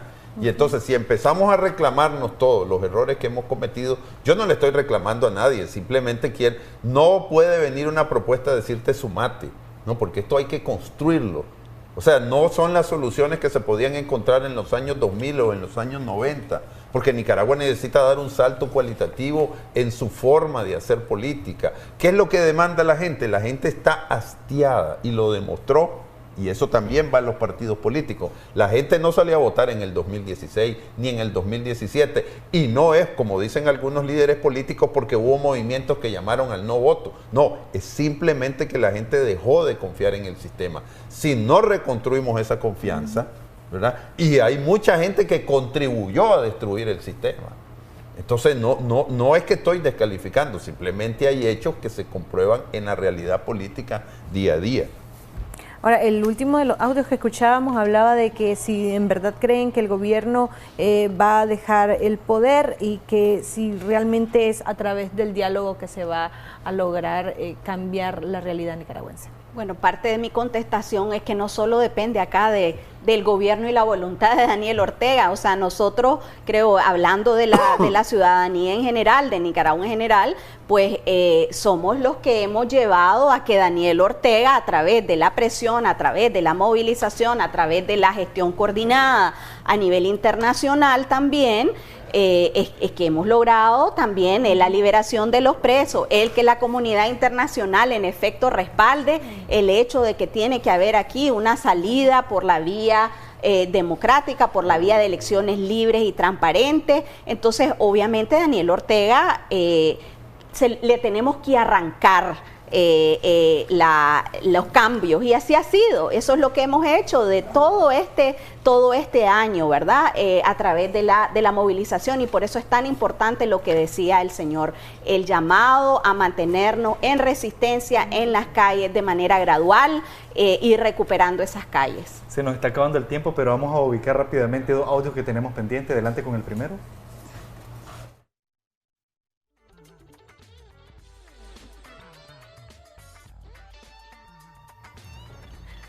Hola, buenos días. Un saludo al Canal 10 por todo su ardua labor y buen trabajo que ejercen. Les quería decir de que realmente me gusta pues que haya la coalición que quieren hacer, pero sinceramente con el PLC no estoy conforme, porque sinceramente es un partido que usted sabe cómo ha sido Arnoldo Alemán, y esa es la figura que realmente apaña ese partido. Muchísimas gracias, amigo. Solamente ese audio vamos a escuchar. Respondamos. Bueno, yo quiero decirles a ustedes que cuando yo regresé a Nicaragua, yo milité en el PLC. Es algo que yo nunca he ocultado. ¿Ya? Yo me retiré del PLC y tengo muchos años, pero tengo muchísimos amigos, y si hay alguien, digamos, con la base del PLC, que yo me siento agradable cuando estoy, porque me aprecian y los aprecio, es con la base del PLC. El PLC es un partido que puede jugar un gran papel en el futuro, pero definitivamente que tienen que haber cambios en su dirigencia y en muchas de las cosas. Pero el tema no es el siguiente, el tema es el siguiente. Tenemos que construir una coalición lo suficientemente amplia, con conceptos bastante amplios para que podamos caber todos. Todos somos posibles participar en el proceso de recuperación de la democracia. Lo que sí es que no se puede permitir que haya gente que conspire, y hay gente que conspira definitivamente construir esa gran alianza. ¿Por qué? Porque tenemos dos peligros. Uno, las reivindicaciones que van más allá de las posibilidades, que hacen imposible una unidad, y otros que no quieren cambiar absolutamente nada y que quieren obligarnos a que vayamos por una vía donde ellos previamente han definido. Tenemos que construir ese gran centro donde podamos caber todos y nos sintamos en la posibilidad de darle esperanzas a este país, que es lo que necesita. Esa gran unidad que ustedes desean no ocurrió en las elecciones ahorita en Bolivia. Sin embargo, vemos de que fueron muy reñidas y cuestionadas. Incluso uno de los amigos televidentes preguntaba, ¿estas elecciones en Bolivia son una imagen de lo que podría venir para Nicaragua? Nosotros tenemos un problema con respecto a Bolivia. Ortega demolió con las reformas del 2014 la posibilidad de tener segunda vuelta. ¿Qué quiere decir? Que Ortega podría ganar hasta con el 20-25% de los votos si hay una división, una fragmentación de la oposición. Eso nos alerta a los liderazgos de la alianza, de los partidos políticos y de la Unidad Nacional Azul y Blanco y de todo el mundo, de que tenemos que hacer un esfuerzo extra, porque no podemos dividirnos en un pastel donde hayan 15, 20, 14, 18% en cada una de las opciones políticas, porque eso le permitiría a Ortega ganar con el 20 o incluso con menos del 20% si la división fuera más profunda. Eso nos alerta de la responsabilidad que tenemos en las actuales condiciones. Si empezamos a pedir cosas perfectas, posiblemente nos puede pasar. Y no tenemos las condiciones de Bolivia, donde se necesitaba del 50+1. Ortega puede ganar con un voto de más con la segunda fuerza. Ya para finalizar. Sí, por eso tan importante construir una alternativa que genere esperanza, que sea diversa, que sea representativa, donde no haya hegemonía. Eso es clave para poder sumar a las bases de todo el mundo y a todos los ciudadanos azules y blancos. Y por eso es tan importante las propuestas que se están consensuando entre todas estas diversas agrupaciones, la Unidad Azul y Blanco, la Alianza Cívica, y yo decirles que una de ellas, yo haría además hincapié y énfasis en el tema de la demanda sobre la justicia en Nicaragua, el superar la impunidad que ha existido desde el tiempo de Somoza hasta el tiempo de los Ortega y la revolución, hasta los 90 y en adelante. Y ahí debo decirles que el MRS, antes del 2018, desde el 2017, una de las propuestas que hemos hecho es que debe de haber una comisión de la verdad que realmente, con apoyo internacional, que logre investigar y encontrar la verdad sobre los crímenes ocurridos desde 1950. Y ahí creo que es un aporte y un cambio que debe de considerarse en las propuestas que tanto la Unidad como la Alianza Cívica ha hecho, porque no podemos avanzar en medio del silencio y de la impunidad, y ese tiene que ser un salto cualitativo que demos en este paso hacia una nueva Nicaragua. Perfecto, muchísimas gracias a ambos por la participación. Se nos ha agotado el tiempo, esperamos tenerlos en siguientes ediciones de Acción 10 en la mañana. Vamos a hacer una pausa comercial, ya regresamos con más.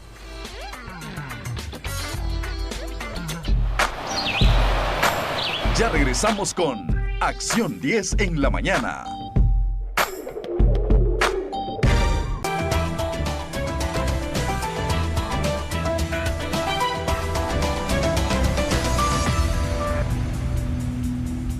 La fascia plantar es el tejido grueso en la planta del pie. Este tejido conecta el calcáneo a los dedos y crea el arco del pie. Cuando este tejido se inflama o se hincha, se denomina fascitis plantar. La inflamación ocurre cuando la banda gruesa de tejido en la planta del pie se estira o se sobrecarga demasiado. Esto puede ser doloroso y hacer más difícil el hecho de caminar. Quédate con nosotros en la siguiente entrevista y conoce un poco más de este tema. Daniela Rodríguez Morazán, Acción 10 en la mañana.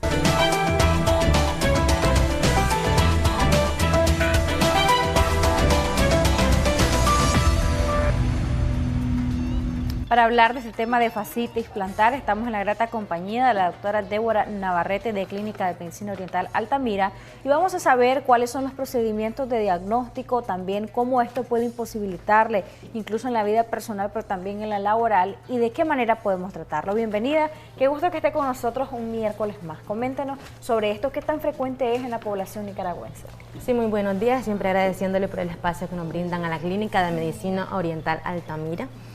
¿Qué causa exactamente este síntoma, esta inflamación, este ardor que causa en la parte de la planta o del arco del pie? Esta es una banda elástica que es la que nos proporciona el impacto cuando nosotros caminamos. Entonces, cuando esto está afectado, ¿cómo podemos diagnosticar esta patología? Hay sensación de ardor, quemazón, hay enrojecimiento incluso de la parte del arco del pie. ¿Y qué lo causa exactamente? Uno puede ser el calzado inadecuado, por ejemplo, nosotras las mujeres que usamos tacones, tenemos que tener mucho cuidado. Lo mejor sería no usar, pero como tenemos la necesidad y nos gusta, tenemos que llevar como un intervalo entre usar el zapato plano y zapato de tacón. No tanto es la inclinación que realizamos, sino la base con la que en la parte de los metatarsos, en la parte de los dedos, nos eleva. Entonces, ¿qué pasa o qué hacemos nosotros en Clínica de Medicina Oriental Altamira? Cuando un paciente llega con este tipo de problemas, que esto se tiende a confundir también con espolón calcáneo, ¿qué es lo que pasa? Que el espolón calcáneo, la diferencia entre la fascitis y el espolón es que el espolón es solo sensación como que están, dicen los pacientes, me están hincando, siento como que me están haciendo con una estaca en el talón. Solo eso es espolón calcáneo, que es una protuberancia en la parte del talón. Y la fascitis es solo en el arco de la parte del pie. Eso es un dolor muy intenso. Hay sensación de calor siempre.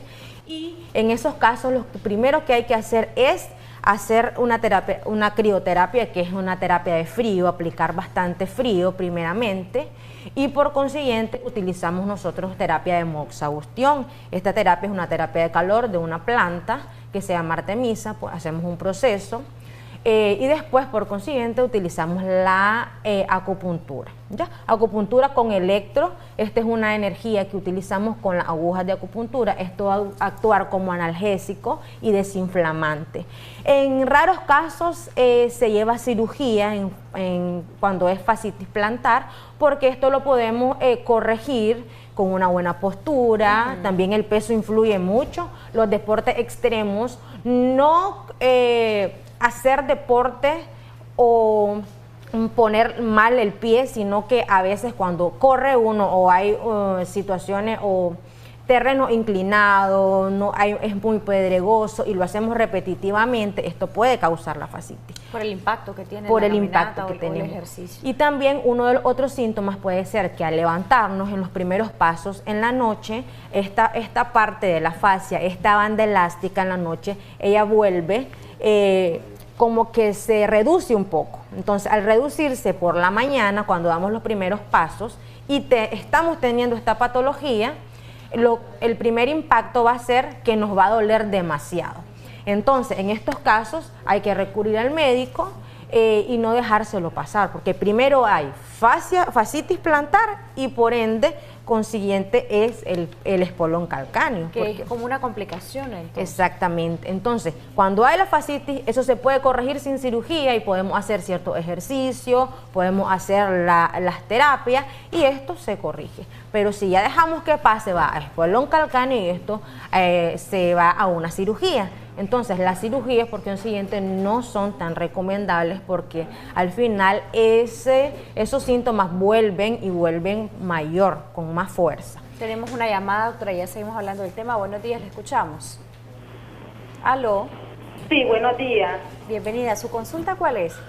Sí, buenos días. Mi consulta es la siguiente. Estoy escuchando a la doctora. Sí. Que dice de que esa enfermedad porque los pacientes usan tacones altos. En algunos casos sí. Ajá. ¿Y cuál es su consulta? Porque figúrese que, por ejemplo, yo trabajé en farmacia toda mi vida de pie y tengo ese dolor intenso en mis plantas del pie, especialmente cuando yo me levanto de la cama en la mañana, es un dolor terrible. Entonces, pero yo nunca he usado tacón porque yo soy alta. ¿Y cómo está el peso? Bueno, sí, el peso sí, eso es lo que le quería preguntar a usted. Yo me pesé y una doctora me dijo que tenía sobrepeso 50 libras. Bueno, regálenos sus datos a lo interno porque dijimos, o dijo la doctora en todo caso, que un factor predisponente, un factor de riesgo es el tema de los tacones en las mujeres, no solo en las bajitas, sino también en las altas, porque pues el tacón al final se usa por elegancia en el caso de las féminas, ¿verdad? Pero también el peso es otro factor, doctora, que puede predisponer a este tipo de situaciones, ¿no? Sí, en su caso puede estar influyendo eso, pero también... Por el tiempo que pasaba de pie ella también. Exactamente, pero también habría que ver, valorar exactamente si no hay alguna debilidad en la parte del tobillo, en los tendones que van hasta la parte del calcáneo, porque eso también es otro problema. Si hay debilidad, o tal vez en su caso nunca ha usado tacones, pasaba mucho tiempo de pie, el peso le está influyendo, pero también puede ser que tenga alguna debilidad en los tendones, habría que ver esa parte también. Sus recomendaciones finales, doctora, para todos esos pacientes que nos están viendo, y también pues cuánto tiempo puede llevar el tratamiento para poder tratar este tipo de padecimiento. Okay. Primeramente, si están teniendo este tipo de síntomas, que nos visiten a la Clínica de Medicina Oriental Altamira, que podríamos corregir esta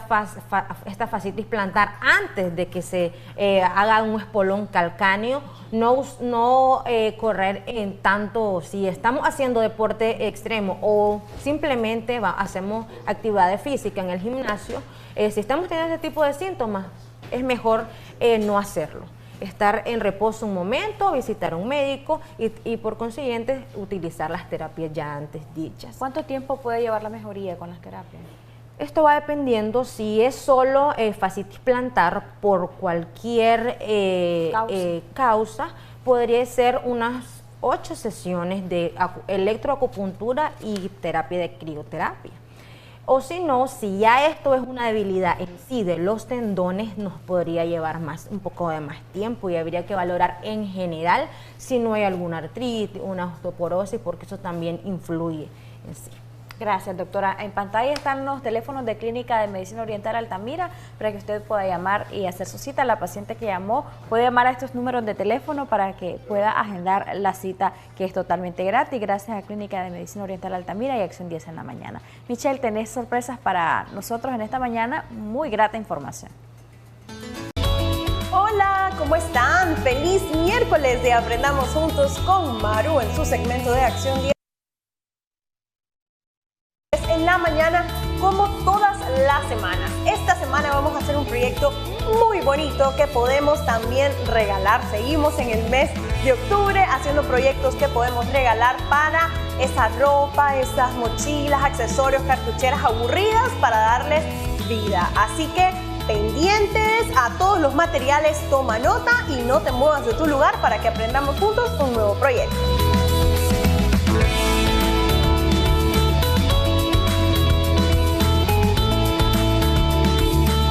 Bueno, les contaba que vamos a hacer unos broches. Ya saben cuáles son los broches, ¿verdad? Que están unos metálicos que tienen como serigrafiados o grabados y uno se los pasa en la ropa, que es como un pin, y atrás tienen unas maripositas.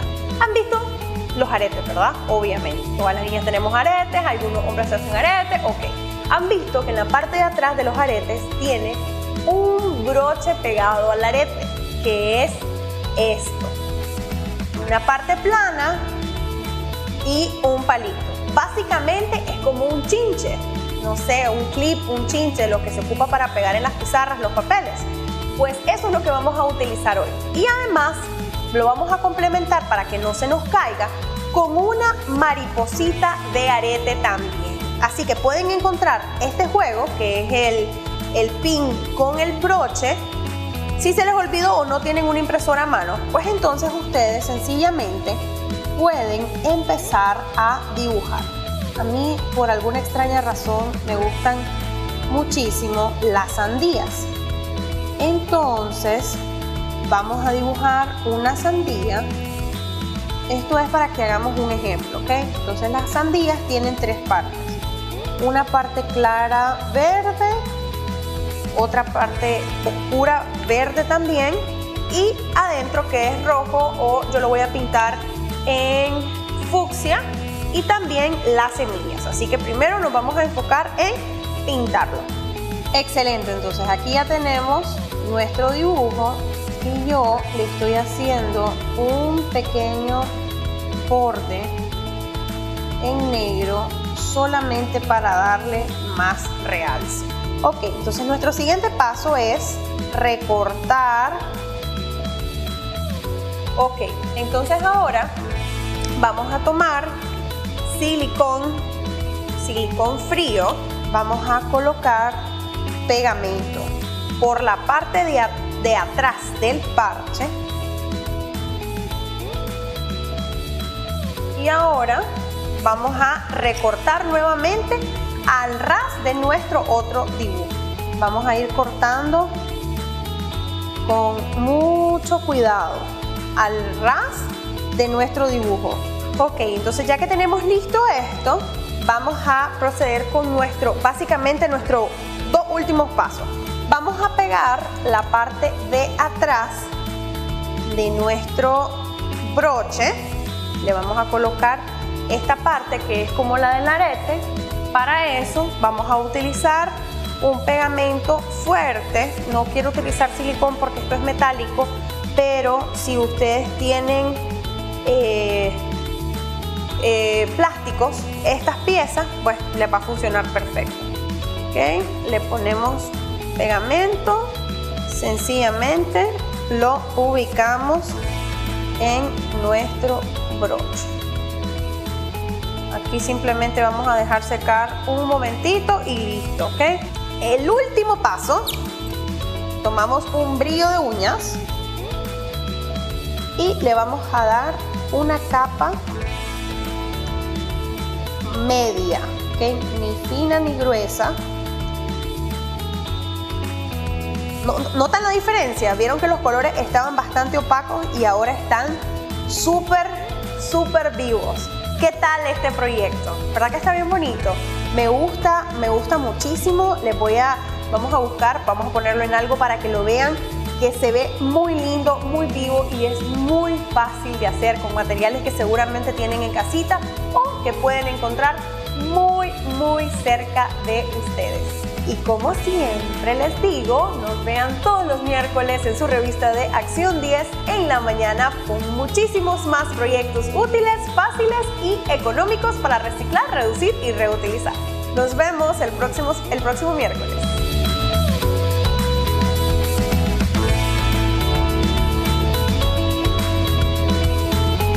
Cada miércoles, Acción 10 en la mañana, debate, orienta, denuncia. Todos los miércoles tenemos un compromiso con usted en defensa de los consumidores. Si las deudas están asfixiándote, es probable estés pensando el peor escenario. En nuestro país, varias personas viven con la angustia de imaginar que pueden ir a la cárcel por no pagar su deuda de la tarjeta de crédito o algún otro tipo de crédito al banco. Es más, algunos despachos de cobranza abusivamente usan esta amenaza para que la gente pague. ¿Es esto legal? ¿Te pueden meter a la cárcel por no saldar tu deuda? Quédate con nosotros en nuestro segmento en defensa de los consumidores y conoce un poco más de este tema. Daniela Rodríguez Morazán, Acción 10 en la mañana. Gracias, Daniela, por la introducción a nuestro tema del día de hoy, en nuestro segmento Defensa al Consumidor. Es un tema que preocupa a muchas de las personas que en estas circunstancias, sobre todo cuando pierdes el empleo, te suscita. Y es que si en realidad la deuda que tengas, ya sea con una entidad financiera o con una casa comercial, podría terminar en un proceso judicial y posterior en una cárcel por deuda. Para despejar estas dudas se encuentra conmigo Rubén Arriola, especialista en temas de defensa del consumidor, y Fernando Cajina, abogado y notario. Bienvenidos, gracias a ambos por estar aquí en Acción 10 en la mañana. Respondamos la pregunta, ¿en realidad hay cárcel por deuda? Bueno, buenos días, ¿no?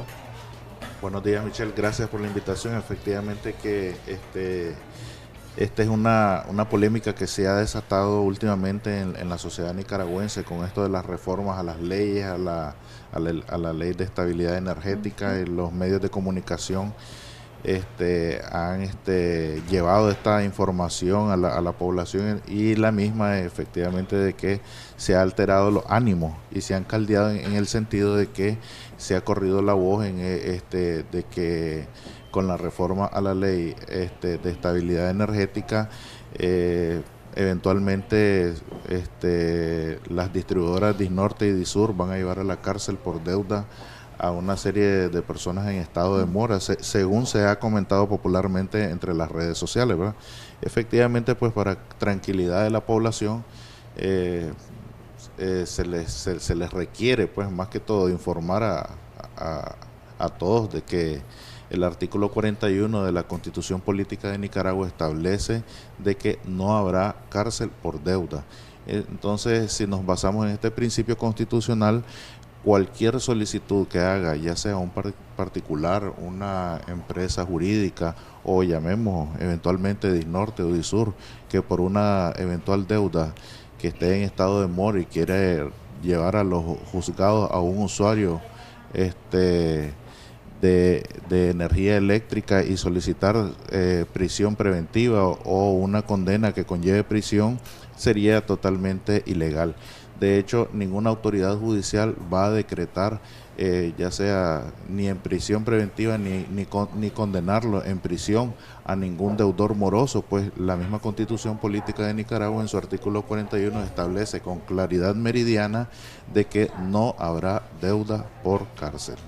Rubén, alrededor de este mismo tema, esta propuesta de reforma viene a perjudicar de alguna manera a los usuarios de la energía eléctrica, y si en realidad estas amenazas de judicialización, al menos para recuperar el dinero, podría poner en riesgo también la estabilidad económica de los usuarios. En primer lugar, como Oficina de Defensa de los Consumidores, nos oponemos rotundamente a cualquier cambio que surja de parte del Ejecutivo ante la Ley 454 y la normativa de servicio eléctrica. Nos oponemos rotundamente a cualquier enmienda o reforma que se le quiera hacer a estas leyes que están afectando a los consumidores. Ya decía el doctor, el artículo 41 constitucional es claro: ningún nicaragüense puede ser privado de su libertad por deuda o por mora. Que sí, el Ejecutivo lo está haciendo, porque también hay un dilema con el servicio eléctrico. En de los lugares donde no llegó la normalización de los proyectos de la empresa distribuidora junto a ENATREL, donde no ha llegado la forma digitalizada de los sistemas eléctricos, la empresa distribuidora puede proceder a hacer los cortes de energía o la suspensión de la energía, pero esto tiene que ir acompañado por medio de el Instituto Nicaragüense de Energía Eléctrica.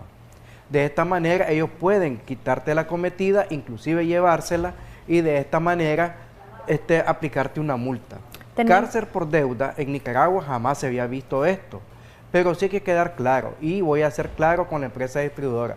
La empresa distribuidora no es microfinanciera, no es banco, y ¿quién de los usuarios empeñó, para que lo entiendan bien los usuarios de la energía, su escritura y su propiedad?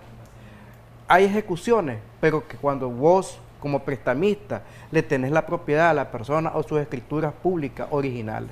Tenemos unas llamadas que queremos escuchar para que ustedes puedan responder a las consultas que tengan las personas. Muy buenos días, ¿cuál es su duda? Sí, yo en el caso mío, yo lo que tengo es del Seguro Social. De hace 2 años yo tenía una muchacha aquí trabajando, pero ella se fue, no lo enteré al seguro y me quedaron, creo, 2 cuotas que se corrieron. Yo no lo he pagado y ahora el mes pasado me trajeron un recibo donde me decía que si no pagaba estaba sujeto de cárcel. Yo quería saber si es cierto o qué, porque con la situación como está, a veces uno lo primero que quiere es garantizarle la comida a los niños, el sustento a los niños. Para mí, mi privilegio son mis niños. Disculpe, ¿quién le dijo a usted que si no pagaba? En el documento que ellos me mandaron, pero ¿quién le mandó ese documento? El Seguro Social. Okay. El Seguro Social. Muchísimas gracias. Aparentemente lo que ella explica es que no pagó, no hizo el pago correspondiente al seguro, a la cotización de la mujer, de la que es una señora de una vivienda que tuvo un asistente del hogar. No hay cárcel por deuda, de eso quedemos claros. También si juega por ella, el INS deberá buscar cómo recuperar cartera con las empresas que verdaderamente con los gerentes no pagan o no entregan las cotizaciones al Seguro Social. Deberá de mandar la misma nota a estas empresas. Inclusive, nadie está sobre la ley. Hay que respetar el marco jurídico existente actualmente en el país. ¿El INSS puede procesar a personas o a los empleadores por este tipo de incumplimiento y si en realidad puede llevar hasta la cárcel a alguien que no cumpla? Sí, efectivamente, de que, bueno, lo lamentable del comportamiento desde el empleador particular, porque ahí estamos ante un empleador particular que tenía un asistente del hogar. Resulta de que, si bien es cierto, como ella explicaba, de que la doméstica o el asistente del hogar se le retiró y abandonó sus labores, pero como empleador particular ella estaba en la obligación de reportar al Instituto Nicaragüense de Seguridad Social el abandono de los labores. Entonces, al no hacerlo, efectivamente esas 2 facturas quedaron pendientes de pago y son las que el INSS está gestionando el cobro. Pero efectivamente de que ella debería de reportar por escrito, hacer las reclamaciones e informar al Instituto Nicaragüense de Seguridad Social lo que ocurrió, ¿verdad? De que la persona que tenía como asistente del hogar abandonó sus labores en tal fecha y que esas facturas deben de ser revertidas. En un eventual caso que el INSS quisiera procesar, efectivamente no es que, o sea, te va a procesar a solicitar prisión por esa deuda, sino que lo que puede llegar a ejecutarte. Vamos a recibir otra llamada telefónica y respondamos a la consulta que tenga la población. Muy buenos días. Sí. Sí, le escuchamos. ¿Cuál es su duda? Bueno, mire, lo que pasa, yo tengo una deuda con un banco con una hipoteca de casa. Pero a mí se me dio el problema de la situación del país y a las ventas no todo igual porque yo tengo un negocio. El problema es que yo fui a Managua, una de las defensas del consumidor, ahí por la calle del Obrero. Y ahí, él me dice, sí lo acompañamos, me dice, pero tiene que darnos 6,000 Córdoba. Y yo no andaba ese día, pero ni un peso en mi bolsa. Entonces me sentí defraudado porque digo yo, ¿cómo me van a cobrar 6,000 Córdoba para que ellos me hagan el acompañamiento al banco? Pues porque el banco ahora me está cobrando cada mes, me sube 2 puntos de interés, 2 puntos. Y entonces yo no sé qué hacer porque mis casas están, no tengo dónde vivir. Eso era lo que yo quería decir. Buenos días. Buenos días. Bueno, la respuesta a la consulta, ¿cuál es el procedimiento que se debe de seguir en este tipo de casos? Bueno, efectivamente aclararle al televidente de que las deudas se pagan, ¿verdad? Efectivamente, y más cuando tenés empeñada o prendada un bien inmueble, una propiedad, el banco no te va a esperar, más si no haces las reclamaciones o las solicitudes de arreglos de pago, una reestructuración de deuda y que sea por escrito, nada que sea verbal, ¿verdad? En ese sentido, si el banco no tiene la formalidad de la solicitud del deudor, donde por cuestión de la crisis social se le han bajado sus ventas, sus ingresos económicos y en ese sentido espera un acuerdo de pago, un arreglo de pago, el banco va a proceder a ejecutar su propiedad para recuperar la prenda. Okay. Rubén, ya para finalizar, las conclusiones alrededor del tema de si hay o no cárcel por deuda. La realidad es que no hay cárcel por deuda en Nicaragua, está contemplada en la Constitución Política, el artículo 41 es claro, y de esta manera también lo que pretende el Ejecutivo, que es un error político y social, es que los consumidores o los usuarios del servicio eléctrico nos atemoricemos y nos preocupemos por pagar nuestra factura. Pero ¿de dónde vas a sacar dinero si la gente cada día que pasa, mes a mes, hay más desempleo? Más los golpes de la alza energética que sumamos el 27.7%, a la gente la está dejando en zozobra, nerviosa, porque no pueden pagar su servicio de energía eléctrica. Lo mismo está pasando con el agua potable.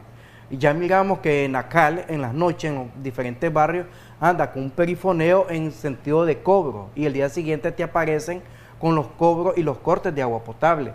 No se está respetando el marco jurídico existente y mucho menos el preámbulo de la ley 842 que dice que todos los consumidores y usuarios nicaragüenses son derechos humanos.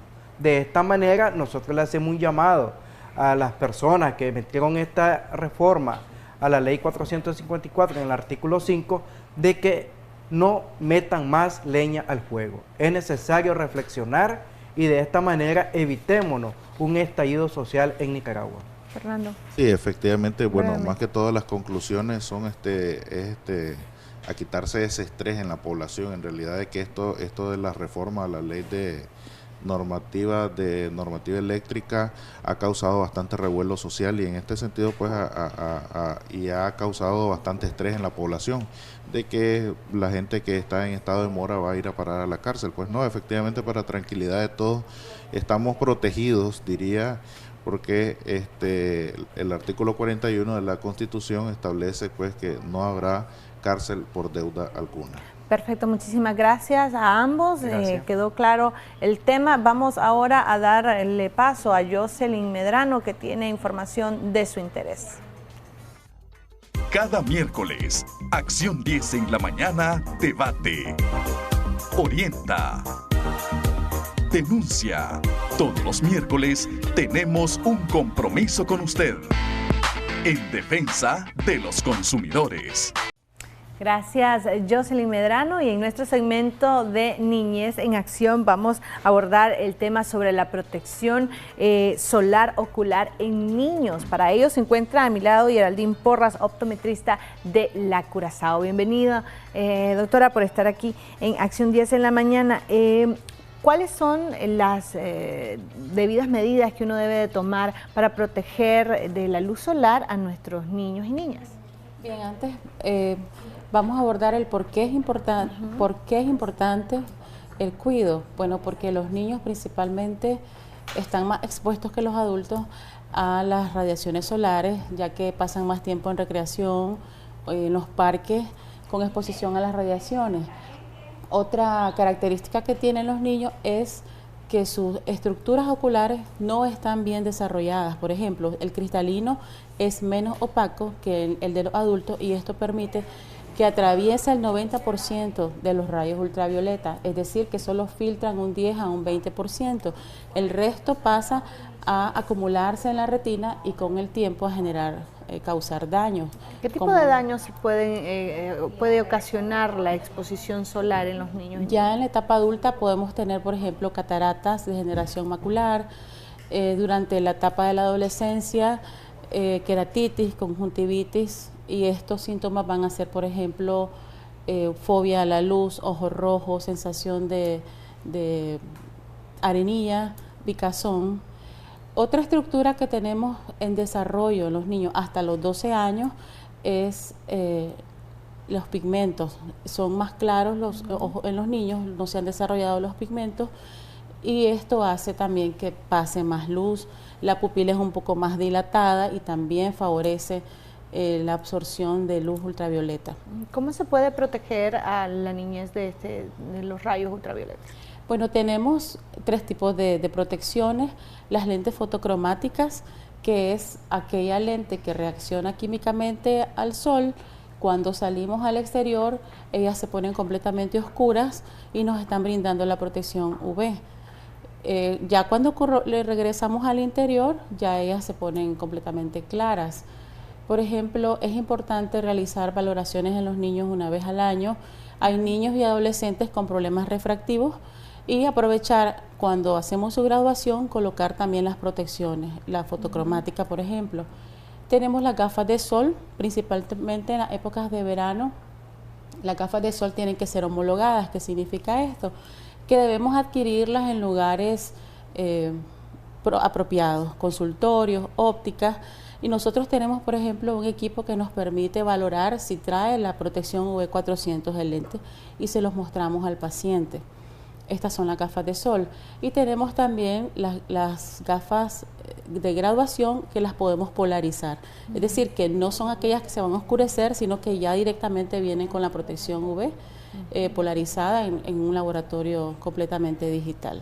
Ahora, ¿a partir de qué edad se puede o se recomienda utilizar gafas polarizadas o gafas de sol? Desde pequeños. Los niños de recién nacidos hasta 1 año son los más susceptibles, porque el 90% de radiaciones se está acumulando en la retina.